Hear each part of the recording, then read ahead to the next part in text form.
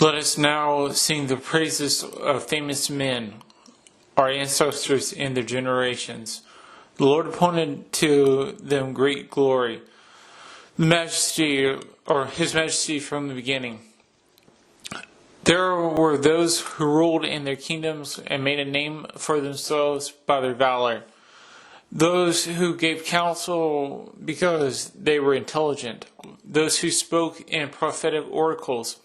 Those who led the people by their counsels and by their knowledge of the people's lore. They were wise in their words of instruction. Those who composed musical tunes or put verses in writings. Rich men endowed with resources, living peacefully in their homes. All these were honored in their generations and were the pride of their times.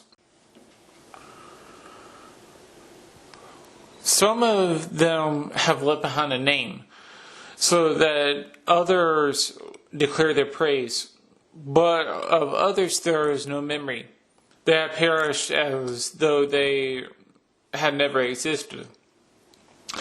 They have become as though they had never been born. They have their children after them. They and their children after them.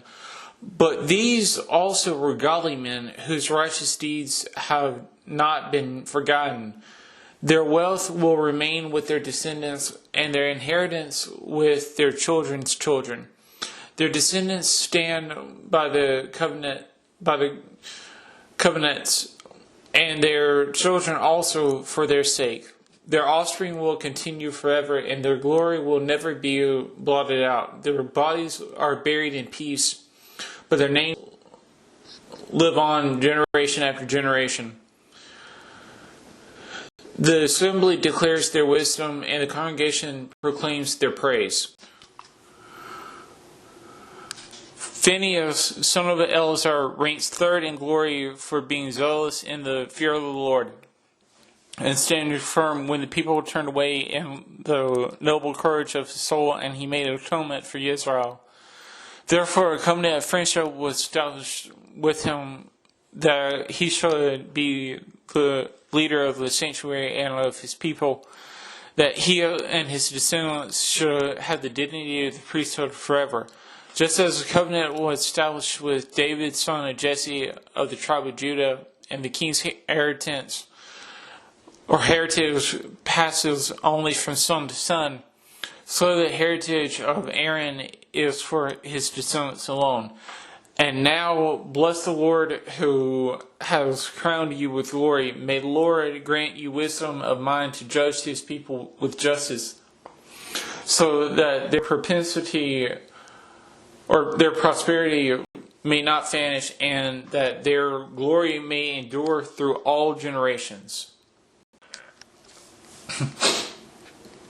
Joshua, son of Nun, was mighty in war and was the successor of Moses in the prophetic office. He became, as his name implies, a great savior of the Lord's elect, to take vengeance on the enemies that rose against them, so that he might give Israel its inheritance.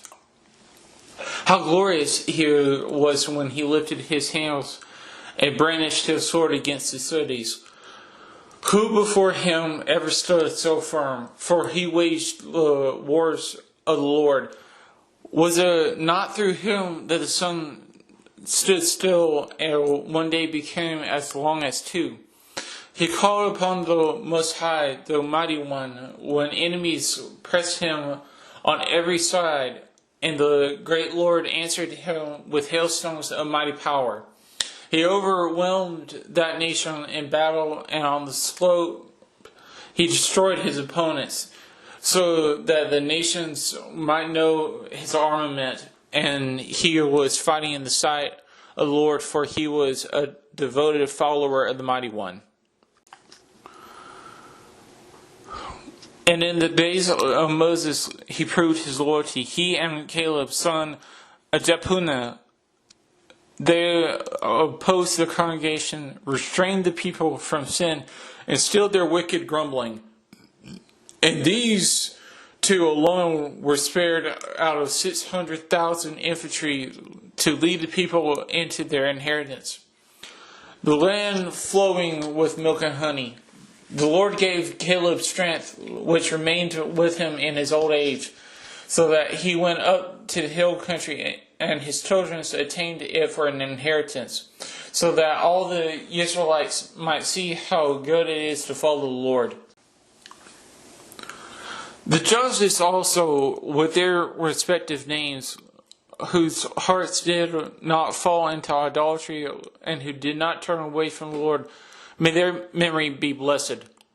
May their bones send forth new life from where they lay.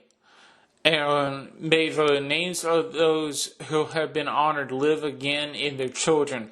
Samuel was beloved by the Lord, a prophet of the Lord. He established the kingdom and anointed rulers over his people.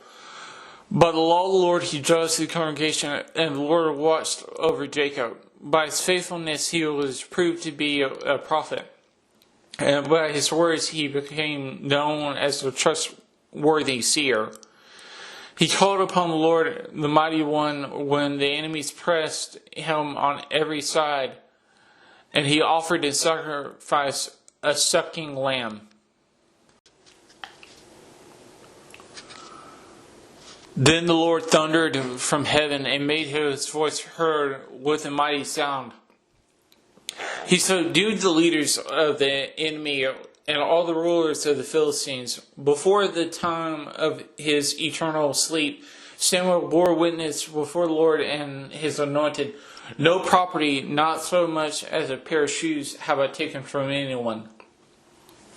And no one accused him, even after he had fallen asleep. He prophesied and made known to the king his death, and lifted up his voice from the ground in prophecy to blot out the wickedness of the people. Note, this reference to 1 Samuel 28 is very unsettling. The medium was incapable of reaching Samuel, as witches cannot speak with the saints, given that Samuel's soul was down in paradise. Mediums are only able to contact demons or the devil himself. There are two possibilities. The figure posing as Samuel was demonic in nature, which I personally believe. Or, though this medium, as all mediums are, a servant of the devil, this woman was believed by some, including Ben Sirah, to have been allowed by the Lord to contact the legitimate soul of Samuel. After him, Nathan rose up to prophesy in the days of David.